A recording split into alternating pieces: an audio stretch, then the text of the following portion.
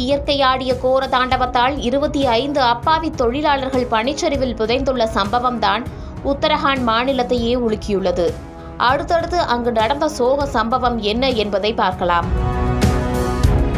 உத்தரகாண்ட் மாநிலம் சமோலி மாவட்டம் அருகில் உள்ளது மானா என்ற கிராமம்.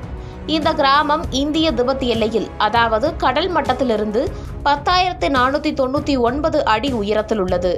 இந்த பகுதியில் இராணுவத்தினர் அடிக்கடி ரோந்து பணியில் ஈடுபடுவதாக கூறப்படுகிறது.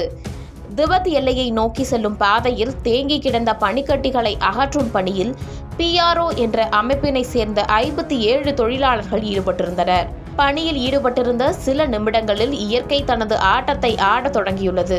திடீரென பலத்த மழை பெய்தது மட்டுமின்றி பனிச்சரிவும் ஏற்பட தொடங்கியுள்ளது. அங்கிருந்த தொழிலாளர்கள் மொத்த பெயரும் இயற்கையின் பிடியில் சிக்கி தவித்தனர். இந்த தகவல் அறிந்து வந்த மீட்பு படையினர் பனிச்சரிவில் சிக்கிய தொழிலாளர்களை மீட்கும் பணியில் ஈடுபட்டனர். அப்போது 32 தொழிலாளர்களை மட்டுமே மீட்க முடிந்தது.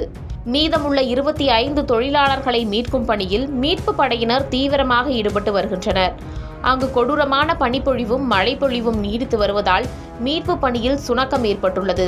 இதன் காரணமாக இந்திய ராணுவம், தேசிய மீட்பு படையினர், மாநில பேரிடர் மீட்பு படை என பலரும் களமிறக்கப்பட்டுள்ளதாக சமோலியா மாவட்ட ஆட்சியர் சந்தீப் திவாரி கூறியுள்ளார்.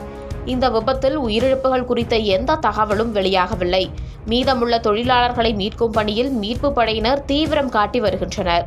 இதற்கிடையில் சமோலியா, உத்தரகாசி, ருத்ரபியாக், பாகேஷ்வர் ஆகிய மாவட்டங்களில் அடுத்த 24 மணி நேரத்தில் பனிச்சரிவு ஏற்பட வாய்ப்பிருப்பதாக பாதுகாப்பு புவி ஆராய்ச்சி நிறுவனம் எச்சரித்திருந்தது. அது மட்டுமின்றி வானிலை ஆய்வு மையமும் கனமழை பொழியும் என எச்சரிக்கை விடுத்தது. இந்த எச்சரிக்கையை மீறி தொழிலாளர்கள் பணியில் ஈடுபட்டதால் விபத்தில் சிக்கிக் கொண்டனர் என தகவல்கள் கூறப்படுகிறது.